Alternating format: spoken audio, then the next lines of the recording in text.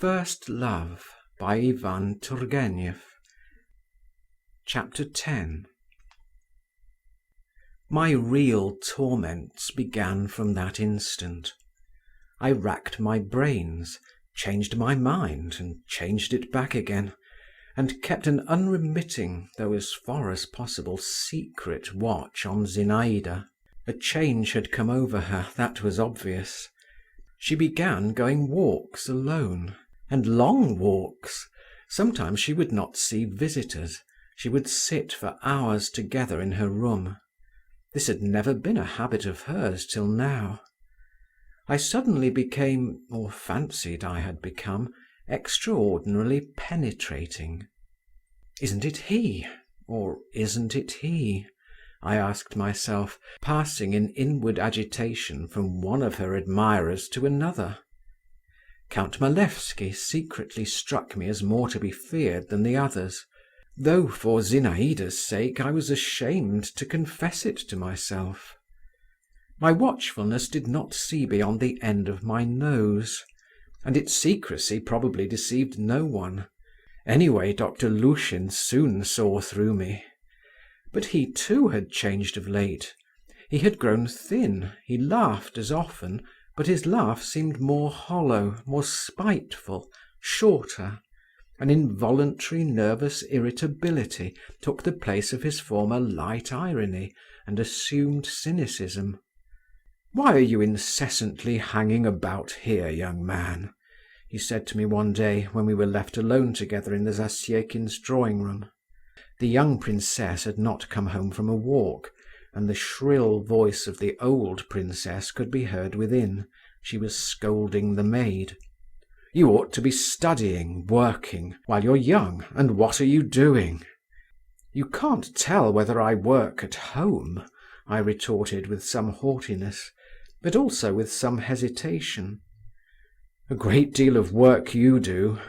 That's not what you're thinking about. Well, I won't find fault with that.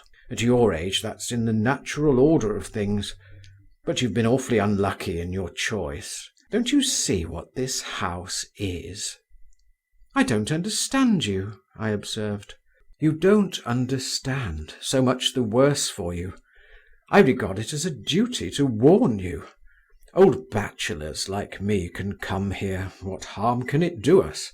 We're tough, nothing can hurt us. What harm can it do us? But your skin's tender yet.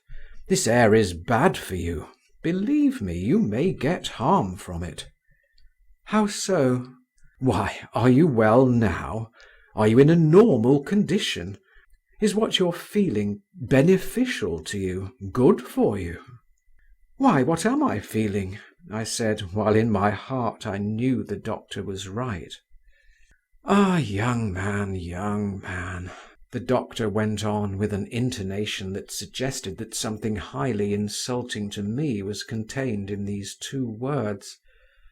"What's the use of your prevaricating, when, thank God, what's in your heart is in your face, so far? But there, what's the use of talking? I shouldn't come here myself if—" The doctor compressed his lips. "If I weren't such a queer fellow. Only this is what surprises me, how it is you, with your intelligence, don't see what is going on around you." "And what is going on?" I put in, all on the alert. The doctor looked at me with a sort of ironical compassion. "Nice of me," he said, as though to himself, as if he need know anything of it. "In fact, I tell you again," he added, raising his voice, "the atmosphere here is not fit for you. You like being here, but what of that? It's nice and sweet-smelling in a greenhouse, but there's no living in it. Yes, do as I tell you, and go back to your Kaidanov." The old princess came in and began complaining to the doctor of her toothache. Then Zinaida appeared. "Come," said the old princess, "you must scold her, doctor. She's drinking iced water all day long. Is that good for her, pray, with her delicate chest?" "Why do you do that?" asked Lushin. "Why, what effect could it have?" What effect? You might get a chill and die. Truly? Do you mean it? Very well, so much the better." "A fine idea," muttered the doctor. The old princess had gone out. "Yes, a fine idea," repeated Zinaida. "Is life such a festive affair? Just look about you. Is it nice, Or do you imagine I don't understand it and don't feel it? It gives me pleasure, drinking iced water. And can you seriously assure me that such a life is worth too much to be risked for an instant's pleasure? Happiness I won't even talk about." "Oh, very well," remarked Lushin. "Caprice and irresponsibility. Those two words sum you up. Your whole nature's contained in those two words." Zinaida laughed nervously. "You're late for the post, my dear doctor. You don't keep a good lookout. You're behind the times. Put on your spectacles. I'm in no capricious humour now. To make fools of you, to make a fool of myself. Much fun there is in that.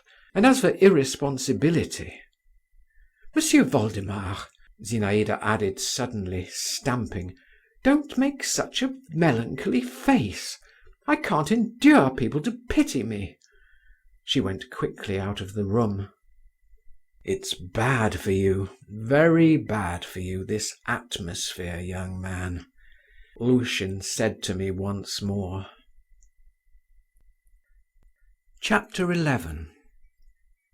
On the evening of the same day, the usual guests were assembled at the Zasyekins'. I was among them. The conversation turned on Meidanoff's poem. Zinaida expressed genuine admiration of it. "But do you know what?" she said to him. "If I were a poet, I would choose quite different subjects. Perhaps it's all nonsense, but strange ideas sometimes come into my head, especially when I'm not asleep in the early morning, when the sky begins to turn rosy and grey both at once. I would, for instance— You won't laugh at me?" "No, no," we all cried with one voice. "I would describe," she went on, folding her arms across her bosom and looking away, "a whole company of young girls at night, in a great boat on a silent river. The moon is shining, and they are all in white, and wearing garlands of white flowers, and singing, you know, something in the nature of a hymn." I see, go on," Meidanov commented with dreamy significance. "All of a sudden, loud clamour, laughter, torches, tambourines on the bank. It's a troupe of bacchantes, dancing with songs and cries. It's your business to make a picture of it, Mr. Poet. Only I should like the torches to be red and to smoke a great deal, and the bacchantes' eyes to gleam under their wreaths, and the wreaths to be dusky. Don't forget the tiger skins too, and goblets, and gold, lots of gold." "Where ought the gold to be?" asked Meidanov, tossing back his sleek hair and distending his nostrils. "Where? On their shoulders and arms and legs, everywhere. They say in ancient times women wore gold rings on their ankles. The bacchantes call the girls in the boat to them. The girls have ceased singing their hymn. They cannot go on with it, but they do not stir. The river carries them to the bank. And suddenly one of them slowly rises. This you must describe nicely, how she slowly gets up in the moonlight, and how her companions are afraid. She steps over the edge of the boat, the bacchantes surround her, whirl her away into night and darkness. Here put in smoke in clouds, and everything in confusion. There is nothing but the sound of their shrill cry, and her wreath left lying on the bank." Zinaida ceased. "Oh, she is in love," I thought again. "And is that all?" asked Meidanov. "That's all. That can't be the subject of a whole poem," he observed pompously. But I will make use of your idea for a lyrical fragment." "In the romantic style?" queried Malevsky. "Of course, in the romantic style. Byronic." "Well, to my mind, Hugo beats Byron," the young count observed negligently. "He's more interesting." "Hugo is a writer of the first class," replied Meidanov, "and my friend Tonkosheev, in his Spanish romance, El Trovador—" "Ah, is that the book with the question marks turned upside down?" Zinaida interrupted. "Yes, that's the custom with the Spanish. I was about to observe that Tonkosheev—" "Come, you're not going to argue about classicism and romanticism again," Zinaida interrupted him a second time. "We'd much better play—" "Forfeits?" put in Lushin. "No, forfeits are a bore. At comparisons." This game Zinaida had invented herself. Some object was mentioned, everyone tried to compare it with something, and the one who chose the best comparison got a prize. She went up to the window. The sun was just setting. High up in the sky were large red clouds. "What are those clouds like?" questioned Zinaida. And without waiting for our answer, she said, "I think they are like the purple sails on the golden ship of Cleopatra when she sailed to meet Antony. Do you remember, Meidanov, you were telling me about it not long ago?" All of us, like Polonius in Hamlet, opined that the clouds recalled nothing so much as those sails, and that not one of us could discover a better comparison. "And how old was Antony then?" inquired Zinaida. "A young man, no doubt," observed Malevsky. "Yes, a young man," Meidanov chimed in confirmation. "Excuse me," cried Lushin, "he was over 40." "Over 40," repeated Zinaida, giving him a rapid glance. I soon went home. "She is in love," my lips unconsciously repeated. But with whom? Chapter 12. The days passed by. Zinaida became stranger and stranger, and more incomprehensible. One day I went over to her and saw her sitting in a basket chair, her head pressed to the sharp edge of the table. She drew herself up. Her whole face was wet with tears. "Ah, you," she said with a cruel smile. "Come here." I went up to her. She put her hand on my head, and suddenly catching hold of my hair, began pulling it. "It hurts me," I said at last. "Ah, does it? And do you suppose nothing hurts me?" she replied. "Ai!" she cried suddenly, seeing she had pulled a little tuft of hair out. "What have I done? Poor Monsieur Voldemar!" She carefully smoothed the hair she had torn out, stroked it round her finger, and twisted it into a ring. "I shall put your hair in a locket and wear it round my neck," she said, while the tears still glittered in her eyes. "That will be some small consolation to you, perhaps. And now, good-bye." I went home, and found an unpleasant state of things there. My mother was having a scene with my father. She was reproaching him with something, while he, as his habit was, maintained a polite and chilly silence, and soon left her. I could not hear what my mother was talking of, and indeed I had no thought to spare for the subject. I only remember that when the interview was over, she sent for me to her room, and referred with great displeasure to the frequent visits I paid the princess, who was, in her words, une femme capable de tout. I kissed her hand. This was what I always did when I wanted to cut short a conversation, and went off to my room. Zinaida's tears had completely overwhelmed me. I positively did not know what to think, and was ready to cry myself. I was a child, after all, in spite of my 16 years. I had now given up thinking about Malevsky, though Byelovzorov looked more and more threatening every day, and glared at the wily count like a wolf at a sheep. But I thought of nothing and of no one. I was lost in imaginings, and was always seeking seclusion and solitude.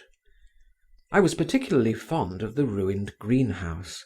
I would climb up on the high wall and perch myself, and sit there such an unhappy, lonely and melancholy youth that I felt sorry for myself. And how consolatory were those mournful sensations, how I revelled in them!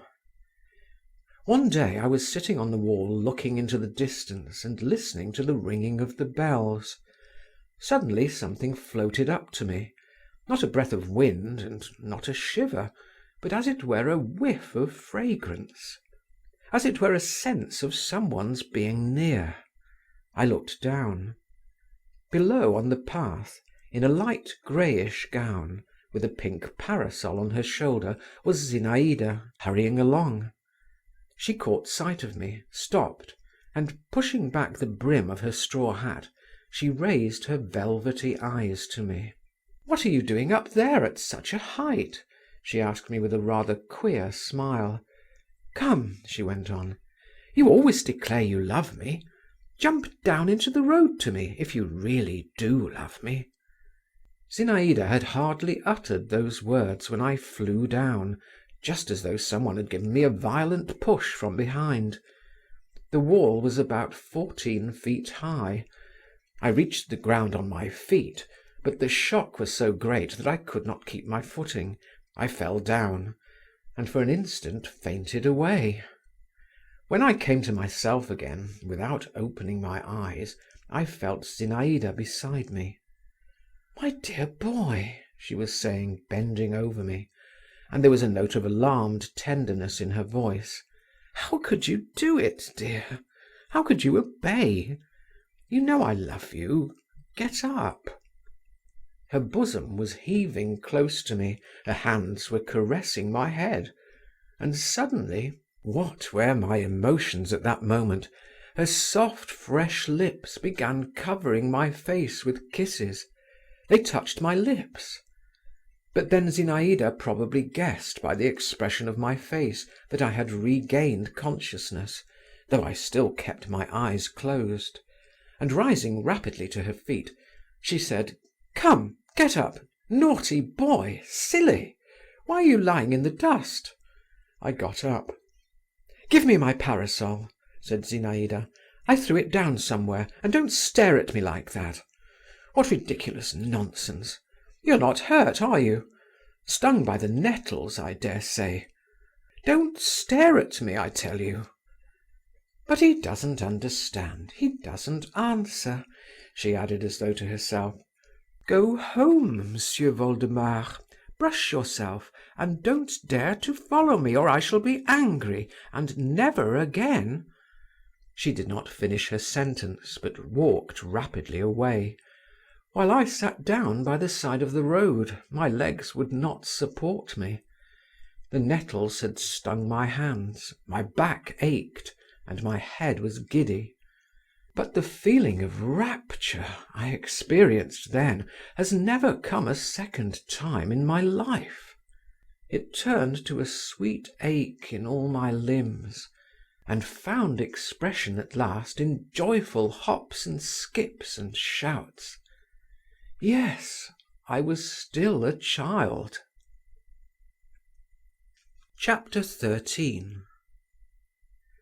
I was so proud and light-hearted all that day. I so vividly retained on my face the feeling of Zinaida's kisses. With such a shudder of delight I recalled every word she had uttered. I so hugged my unexpected happiness that I felt positively afraid, positively unwilling to see her who had given rise to these new sensations. It seemed to me that now I could ask nothing more of fate, that now I ought to go and draw a deep last sigh and die. But next day, when I went into the lodge, I felt great embarrassment, which I tried to conceal under a show of modest confidence, befitting a man who wishes to make it apparent that he knows how to keep a secret. Zinaida received me very simply, without any emotion. She simply shook her finger at me and asked me whether I wasn't black and blue. All my modest confidence and air of mystery vanished instantaneously, and with them my embarrassment. Of course I had not expected anything particular, but Zinaida's composure was like a bucket of cold water thrown over me. I realized that in her eyes I was a child, and was extremely miserable. Zinaida walked up and down the room, giving me a quick smile whenever she caught my eye. But her thoughts were far away, I saw that clearly. Shall I begin about what happened yesterday myself? I pondered. Ask her where she was hurrying off so fast, so as to find out once for all. But with a gesture of despair I merely went and sat down in a corner. Byelovzorov came in. I felt relieved to see him. "I've not been able to find you a quiet horse," he said in a sulky voice. "Freitag warrants one, but I don't feel any confidence in it, I'm afraid." "What are you afraid of?" said Zinaida. "Allow me to inquire." "What am I afraid of? Why, you don't know how to ride. Lord save us, what might happen? What whim is this has come over you all of a sudden?" "Come, that's my business, Sir Wild Beast. In that case I will ask Piotr Vassilievitch." My father's name was Piotr Vassilievitch. I was surprised at her mentioning his name so lightly and freely, as though she were confident of his readiness to do her a service. "Oh, indeed," retorted Byelovzorov. "You mean to go out riding with him, then?" "With him or with someone else is nothing to do with you. Only not with you, anyway." "Not with me," repeated Byelovzorov. "As you wish. Well, I shall find you a horse." "Yes, only mind now, don't send some old cow. I warn you I want to gallop." "Gallop away, by all means. With whom is it? With Malevsky you are going to ride?" "And why not with him, Mr. Pugnacity? Come, be quiet," she added, "and don't glare. I'll take you too. You know that to my mind now, Malevsky's... Oh!" She shook her head. "You say that to console me," growled Byelovzorov. Zinaida half closed her eyes. "Does that console you?" Oh, Mr. Pugnacity," she said at last, as though she could find no other word. "And you, Monsieur Voldemar, would you like to come with us?" "I don't care to, in a large party," I muttered, not raising my eyes. "You prefer a tete-a-tete? Well, freedom to the free, and heaven to the saints," she commented with a sigh. "Go along, Byelovzorov, and bestir yourself. I must have a horse for tomorrow." "Oh, and where's the money to come from?" put in the old princess. Zinaida scowled. "I won't ask you for it. Byelovzorov will trust me." "He'll trust you, will he?" grumbled the old princess, and all of a sudden she screeched at the top of her voice. "Duniashka!" "Maman, I have given you a bell to ring," observed Zinaida. "Duniashka!" repeated the old lady. Byelovzorov took leave. I went away with him. Zinaida did not try to detain me. Chapter 14. The next day I got up early, cut myself a stick, and set off beyond the town gates. I thought I would walk off my sorrow. It was a lovely day, bright and not too hot. A fresh sportive breeze roved over the earth with temperate rustle and frolic, setting all things aflutter and harassing nothing. I wandered a long while over hills and through woods. I had not felt happy. I had left home with the intention of giving myself up to melancholy. But youth, the exquisite weather, The fresh air, the pleasure of rapid motion, the sweetness of repose, lying on the grass in a solitary nook, gained the upper hand. The memory of those never to be forgotten words, those kisses, forced itself once more upon my soul. It was sweet to me to think that Zinaida could not anyway fail to do justice to my courage, my heroism. Others may seem better to her than I mused. Let them. But others only say what they would do, while I have done it. And what more would I not do for her? My fancy set to work. I began picturing to myself how I would save her from the hands of enemies, how, covered with blood, I would tear her by force from prison and expire at her feet. I remember a picture hanging in our drawing-room, Malek Adel bearing away Matilda. But at that point my attention was absorbed by the appearance of a speckled woodpecker, who climbed busily up the slender stem of a birch tree and peeped out uneasily from behind it, first to the right, then to the left, like a musician behind the bass viol. Then I sang "Not the White Snows," and passed from that to a song well known at that period, "I await thee when the wanton zephyr," and then I began reading aloud Yermak's address to the stars from Homyakov's tragedy. I made an attempt to compose something myself in a sentimental vein, and invented the line which was to conclude each verse, "Oh, Zinaida, Zinaida," but could get no further with it. Meanwhile it was getting on towards dinner time. I went down into the valley. A narrow sandy path winding through it led to the town. I walked along this path. The dull thud of horses' hoofs resounded behind me. I looked round instinctively, stood still and took off my cap. I saw my father and Zinaida. They were riding side by side. My father was saying something to her, bending right over to her, his hand propped on the horse's neck. He was smiling. Zinaida listened to him in silence, her eyes severely cast down, and her lips tightly pressed together. At first I saw them only, but a few instants later Byelovzorov came into sight round a bend in the glade. He was wearing a hussar's uniform with a pelisse, and riding a foaming black horse. The gallant horse tossed its head, snorted, and pranced from side to side. His rider was at once holding him in and spurring him on. I stood aside. My father gathered up the reins, moved away from Zinaida. She slowly raised her eyes to him, and both galloped off. Byelovzorov flew after them, his sabre clattering behind him. He's as red as a crab, I reflected, while why is she so pale? Out riding the whole morning, and pale.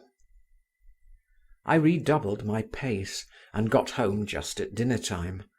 My father was already sitting by my mother's chair, dressed for dinner, washed and fresh. He was reading an article from the Journal des Débats in his smooth, musical voice. But my mother heard him without attention, and when she saw me, asked where I had been to all day long, and added that she didn't like this gadding about God knows where, and God knows in what company. "But I have been walking alone," I was on the point of replying, but I looked at my father, and for some reason or other held my peace.